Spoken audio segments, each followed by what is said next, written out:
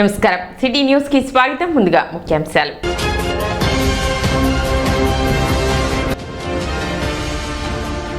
తెనాలి అభివృద్ధి పనులపై 168 కోట్ల నివేదిక.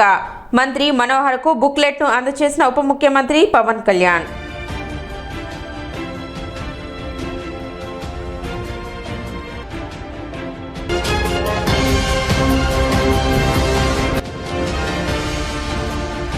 మా ఏపీ ఆధ్వర్యంలో వివిధ రంగాల్లో ప్రతిభావంతులకు మా ఏపీ ఉగాది పురస్కారాలు.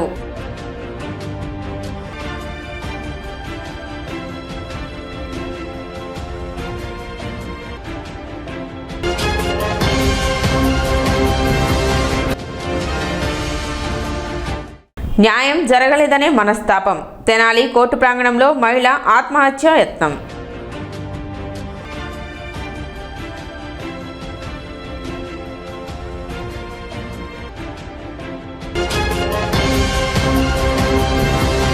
కూటమి ప్రభుత్వం ఏర్పడి 2 ఏళ్లు పూర్తయిన సందర్భంగా ఉప ముఖ్యమంత్రి పవన్ కళ్యాణ్ తన ఆధ్వర్యంలోని శాఖల అభివృద్ధి కార్యక్రమాలపై రాష్ట్ర వ్యాప్తంగా సమగ్ర నివేదికను సిద్ధం చేశారు. పంచాయతీరాజ్, గ్రామీణాభివృద్ధి, RWS, పర్యావరణం, సైన్స్ అండ్ టెక్నాలజీ శాఖల ద్వారా చేపట్టిన అభివృద్ధి పనులను నియోజకవర్గాల వారీగా ఈ నివేదికల్లో పొందుపరిచారు.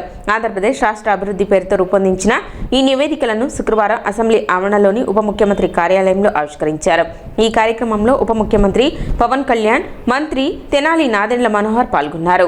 ఈ సందర్భంగా తెనాలి నియోజకవర్గానికి పంచాయతీరాజ్, గ్రామీణాభివృద్ధి, గ్రామీణ నీటి సరఫరా, అటవీ, పర్యావరణం, సైన్స్ అండ్ టెక్నాలజీ శాఖల పరిధిలో చేపట్టిన అభివృద్ధి పనుల వివరాలకు సంబంధించిన బుక్లెట్ ను ఉప ముఖ్యమంత్రి పవన్ కళ్యాణ్, మంత్రి నాదెండ్ల మనోహర్ కు అందజేశారు. అసెంబ్లీలోని తన ఛాంబర్లో మనోహర్ కి బుక్లెట్ అందజేస్తూ తెనాలి నియోజకవర్గం పరిధిలో మొత్తం 168 కోట్లు వెచ్చించి చేపడుతున్న అభివృద్ధి కార్యక్రమాల వివరాలు తెలిపారు. అందులో పల్లె పండుగ 1.0 కింద 3.80 కోట్లతో 37 సీసీ రోడ్లు, 44 గోకులాలు, 4 ఫారం పాండ్స్ నిర్మాణాన్ని పూర్తి చేసినట్లు తెలిపారు.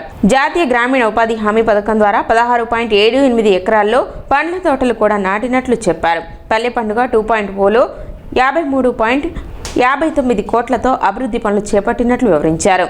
జల్ జీవన్ మిషన్ కింద 103.87 కోట్లతో పనులు చేపట్టినట్లు తెలియజేస్తూ వివరాలతో కూడిన బుక్లెట్ ను అందజేశారు. శ్రీ పరాభవనామ తెలుగు సంవత్సరం 2026 ఉగాది సందర్భంగా మా ఏపీ ఆధ్వర్యంలో భారీ స్థాయిలో ఉగాది పురస్కారాలు నిర్వహించనున్నట్లు మూవీ ఆర్టిస్ట్ అసోసియేషన్ ఆంధ్రప్రదేశ్ 24 విభాగాల యూనియన్ వ్యవస్థాపకులు, దర్శకుడు దిలీప్ రాజా తెలిపారు. శుక్రవారం స్థానిక మా ఏపీ కార్యాలయంలో జరిగిన విలేకరుల సమావేశంలో ఆయన మాట్లాడుతూ సినిమా, టీవీ, నాటకం, సోషల్ మీడియా, క్రీడలు, యూట్యూబ్, విద్య, వైద్యం, వ్యాపారం, సాంఘిక సేవ తదితర రంగాల్లో విశేష సేవలు అందిస్తున్న ప్రముఖులను పురస్కారాలకు ఎంపిక చేస్తున్నట్లు చెప్పారు. కరోనా కాలం నుండి అనాథల సేవలకు అంతిమ సంస్కారాలను నిర్వహిస్తున్న మానవతావాదులకు ప్రత్యేకంగా సన్మానించనున్నట్లు తెలిపారు. ఈ కార్యక్రమంపై రాష్ట్ర మంత్రులు నాదెండ్ల మనోహర్, కందుల దుర్గేష్ దృష్టికి తీసుకెళ్లినట్లు పేర్కొన్నారు. సమావేశంలో నటుడు వేమూరు భాస్కర్, దర్శకుడు అర్చన శ్రీనివాస్ యాదవ్ తదితరులు పాల్గొన్నారు. ఈ ఛానల్ ద్వారా ఈ వార్త చూస్తున్న ప్రేక్షకులందరికీ అడ్వాన్స్గా ఉగాది శుభాకాంక్షల్ని మా ఏపీ తరఫున తెలియజేస్తున్నాం. ఈ రానున్న నూతన సంవత్సరంలో అందరూ ఆరోగ్యంగా, ఆనందంగా, సంతోషంగా మీ కుటుంబ సభ్యులతో గడపాలని మా ఏపీ కోరుకుంటుంది.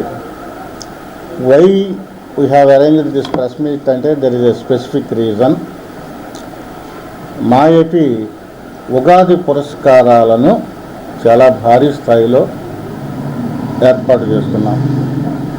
ఎందుకంటే Ugadi means everybody knows that it is a special occasion. Telugu new year అంటారు కదా అందరూ. It is a special occasion to each and every one. అందరి జీవితాల్లో ఈ నూతన సంవత్సరం రోజు బాగుండాలన్న కోరికతో ఉగాదిని అందరం పులుపు, తీపి అన్నిటితో ఉగాది పచ్చళ్ళు అందరం తింటాం. Everybody knows. I don't want to explain about it.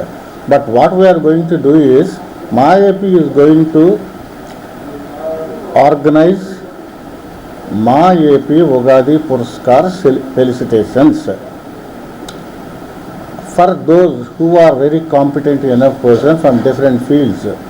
A different fields అంటే ఇప్పుడు సుమారు ఎవరెవరికి మా ఏపీ ఉగాది పురస్కారాలు ఇవ్వదలుచుకున్నామంటే సినిమా నుంచి, టీవీ నుంచి, నాటక రంగం నుంచి, సోషల్ మీడియా నుంచి, యూట్యూబ్ నుంచి, అట్లాగే షార్ట్ ఫిల్మ్స్ నుంచి, ఒక డాక్టరు, ఒక యాక్టరు, ఒక ఆఫీసరు, ఒక న్యాయవాది, ఇట్లా వివిధ రంగాల్లో విశిష్టమైన సేవలు అందిస్తున్న వాళ్ళని అవర్ మా AP committee will choose them, will select all of them for this Ugadi Puraskaras. And then we are very particular about ఒక విషయం మేము చెప్పాలి. ఏంటంటే అది కరోనా టైంలో I have seen with my own eyes.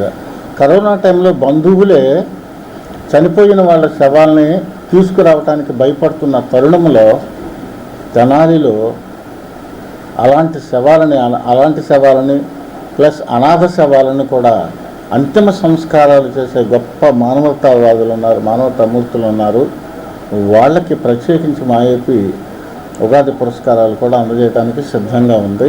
ప్రతిష్టాత్మకంగా తెనాలిలో ఉగాది పురస్కారాలు తెనాలి ఏపీ తరఫున చేయాలనేటువంటి సంకల్పించినందుకు దిలీప్ రాజాను అభినందిస్తున్నాను. తప్పనిసరిగా ఈ కార్యక్రమాలు అందరి సమిష్టి కృషితో విజయవంతమని కోరుకుంటున్నాను. ఆస్తి వివాదంలో న్యాయం జరగడం లేదనే మనస్తాపంతో ఓ మహిళ తెనాలి కోర్టు ప్రాంగణంలో తనపై పెట్రోల్ పోసుకుని ఆత్మహత్య యత్నానికి పాల్పడింది. తెనాలి పట్టణంలో ఐతానగర్ అంబేద్కర్ బొమ్మ రోడ్డుకు చెందిన మండ్రు కమల ఈ ఘటనకు పాల్పడింది. తన అక్క కుమారుడు తన ఆస్తిని అక్రమంగా రాయించుకున్నాడని, ఈ విషయంపై గత 15-16 సంవత్సరాలుగా కోర్టుల చుట్టూ తిరుగుతున్నా న్యాయం జరగడం లేదని ఆమె వాపోయింది. కేసు వాదిస్తున్న న్యాయవాది కూడా వాయిదాల పేరుతో తిప్పుతూ పదే డబ్బులు కావాలని వేధిస్తున్నాడని ఆరోపించింది. తన అక్క కొడుకు న్యాయవాది నుండి తనకు ప్రాణహాని ఉందని ఆమె తెలిపింది. ఈ నేపథ్యంలో శుక్రవారం కోర్టుకు వచ్చిన కమల తీవ్ర మనస్తాపంతో కోర్టు ప్రాంగణంలోనే తనపై పెట్రోల్ పోసుకుంది. అక్కడున్న వారు అప్రమత్తమై ఆమెను అడ్డుకోవడంతో ప్రమాదం తప్పింది. సమాచారం అందుకున్న పోలీసులు ఘటనా స్థలానికి చేరుకుని ఆమెను అదుపులోకి తీసుకున్నారు. బాధితురాలు తనకు న్యాయం చేయాలని అధికారులను వేడుకుంది. మా అమ్మగారి పేరు చల్లాపల్లి సంతోషమయ్యా. పోయిన సంవత్సరమే చనిపోయింది. కేసు వేసిందయ్యా. మా అమ్మమ్మ మోసం చేసి రాయించుకున్నాడు. ఇన్ని సంవత్సరాల్లో ఎప్పుడూ కూడా కోర్టుకు హాజరుపడలేదు. రాపించుకుని పెళ్లి చేసుకుని బెంగళూరు వెళ్ళిపోయి ఉన్నాడయ్యా. కానీ మా అమ్మగారిని మాత్రం కేసుకు తిప్పుతానే ఉన్నాడయ్యా. తిరిగి మా అమ్మతో పాటు నేను నా భర్త తిరిగేవాళ్ళమయ్యా. కానీ న్యాయం అనేది జరగలేదయ్యా. నిన్న కూడా 2000 ఇస్తే కేసు నీ పేరు ఎక్కిస్తానని చెప్పాడయ్యా. మా అమ్మని ఏడ్చి అయ్యా నా కాగితాలు అని ఎంతో అడిగింది, అయినా ఇవ్వలేదు. ఆయన చుట్టూ తిప్పించుకుని మరి కేసు సంగతి ఏందని మమ్మల్ని మోసం చేస్తానే ఉన్నాడు. పేపర్కి ఇచ్చానని 3500 తీసుకున్నాడు. తీసుకుని కొద్దిగా ఆ మీటర్ కూడా నా దగ్గరే ఉందయ్యా. మరి ఇన్నిసార్లు అయినా అతను ఎందుకు రాలేదు, అవసరపడలేదు, మాకు ఎందుకు న్యాయం జరగలేదని నేను అడిగానయ్యా. అడిగితే ఇది సివిల్ కేసు ఇంకా పట్టిద్దంటే కొంతమంది లాయర్లు అన్నారు, మామూలుగా అయితే 6 నెలల్లో తేలాలి, ఇది మీకు ఎందుకని ఇన్ని సంవత్సరాలు పట్టిందని హేళనగా మాట్లాడారు.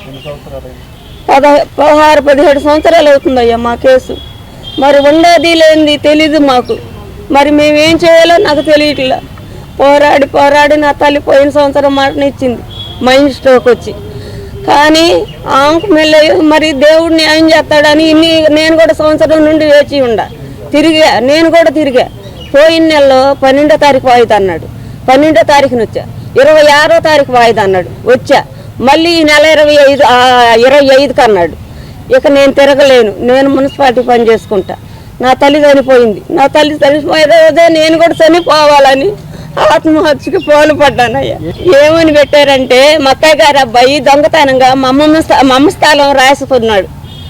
దాని మీద పెట్టామయ్యా కేసు. అతడు ఏనాడు హాజరుపడలేదు. కానీ వాడే నాదంతా ఇల్లు నాకు పేరుని రాసిందని వచ్చి తాళాలేసి సంవత్సరం మట్టి మా అమ్మగారి చనిపోవటంలో ఇంట్లో తరబడ్డాడు. నా దిక్కు అయితే నేను ఎన్నాళ్ళు మట్టి కోర్టు తిరుగుతున్నాను. అన్ని శాతం ఏం చేసుకుంటే అయ్యా నేను మరి ఇట్లా అన్నాడంటే వాడదేముంది, అటు చేస్తాను అని సవాళ్ళు కొట్టాడు. మార్చుకోవటానికి మా స్టాంపులు ఇవ్వలేదు కయ్యా.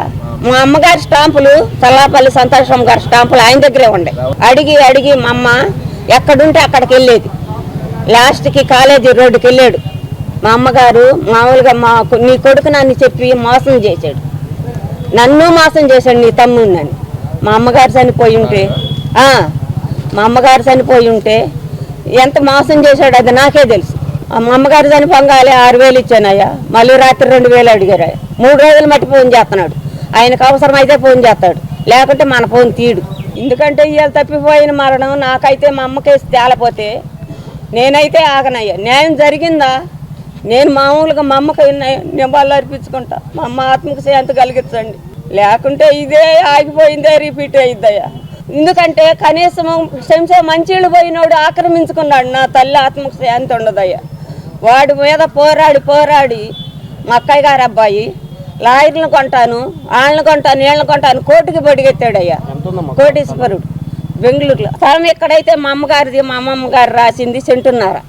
దాంట్లోనే మా అమ్మ గొడ్డ అమ్ముకుని మా నాన్నగారు రిక్షా బండి వేసేవాడు. అయితే నాకు అంబేద్కర్ బొమ్మ రోడ్డు అయ్యా.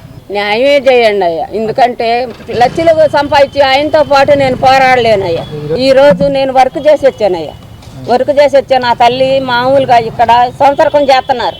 ఏం చేసేదయ్యా? నా తల్లి ఆత్మకు శాంతి కలగాలని నేను లాయర్కి ఫోన్ చేశాడు నా మనవడు. ఆన్సర్ చేయలే. చెయ్యంగా వస్తున్నాను అన్నాడు. వస్తున్నానంటే ఎవరు కూడా నన్ను ఆలకిచ్చిన వాళ్ళు లేరు. మరి లాయరే కదా ఆలకించాలి, కానీ సమాధానం లేదు.